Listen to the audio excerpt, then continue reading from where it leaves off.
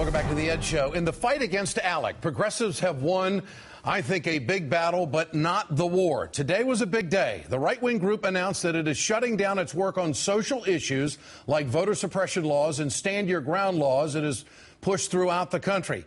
ALEC says it will focus only on economic issues, but don't be fooled. So-called economic issues include whoppers like these: state union busting measures, repealing minimum wage laws, repealing paid sick day laws around the country, requiring a supermajority to raise taxes. How about repealing capital gains taxes? Keep in mind, ALEC has already lost 10 corporate donors, including Coca-Cola, Pepsi, and Kraft, because of pressure from groups like Color of Change.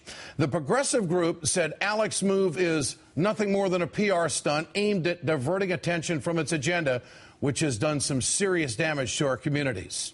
Let's bring in Rashad Robinson, Executive Director of Color of Change. Good to have you with us tonight. Having me. When we first talked about this a little over a week ago, you thought that this was going to have an impact.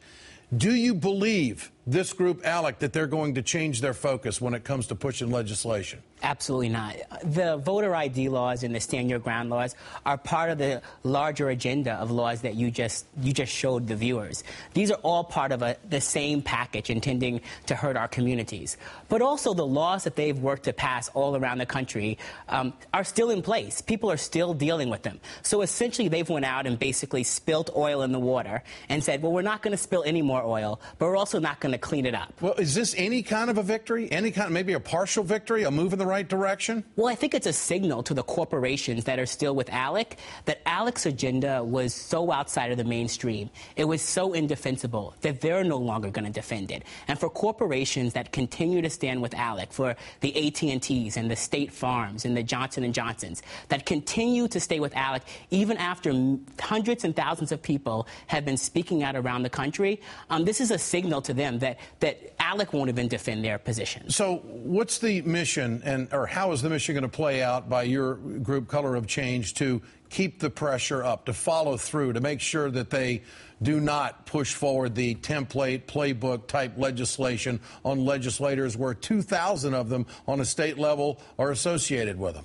Along with partners like the Center for Media and Democracy and Common Cause and a number of organizations around the country that have been engaged on this issue, we're going to continue to keep the focus on ALEC and watch state legislators, hold them accountable as well. So when they start introducing legislation that looks like ALEC legislation, they're going to have to answer to it. And also to continue the pressure on corporations. There are still well over 100 corporations that are still part of ALEC, that are still standing behind this organization, even after now they've stepped away from some of their horrendous policies. So you've slowed them down. Have you damaged them? I think we absolutely have damaged them.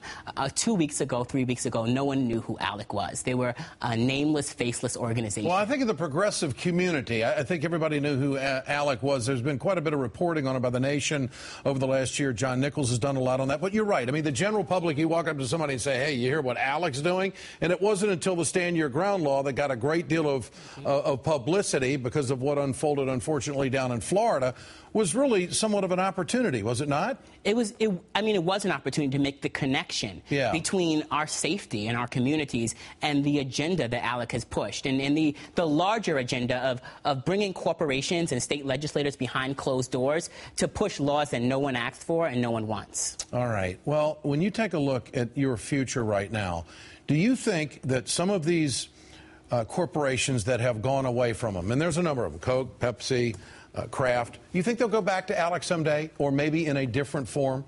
Well, we're going to be watching.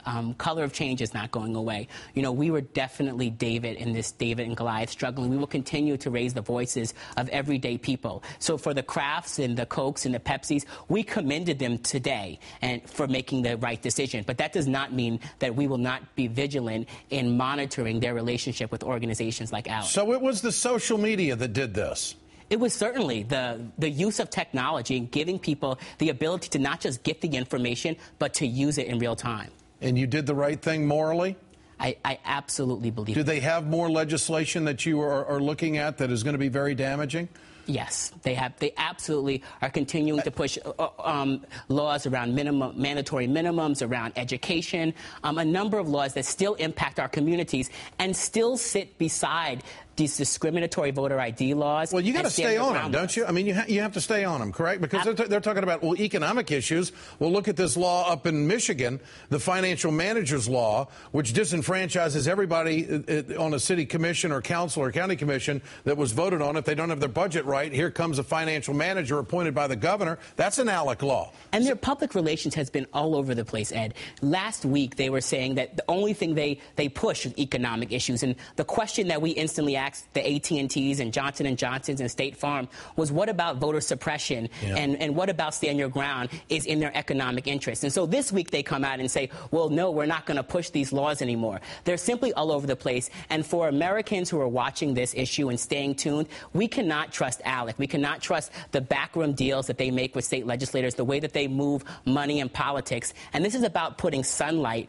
around how democracy is done, making sure that all of our voices are heard, not just the rich and powerful. Rashad Robinson, thanks for joining us tonight. Thanks so much. Thank you. A group of House conservatives was asked a simple question today. Are they excited about Mitt Romney as their nominee? Well, you won't believe how much they tripped all over themselves trying to answer that question. Why did Mitt Romney strap his dog to the roof of a car? And Romney says it's because, well, the dog loved it. The Seamus Romney saga continues. Stay tuned.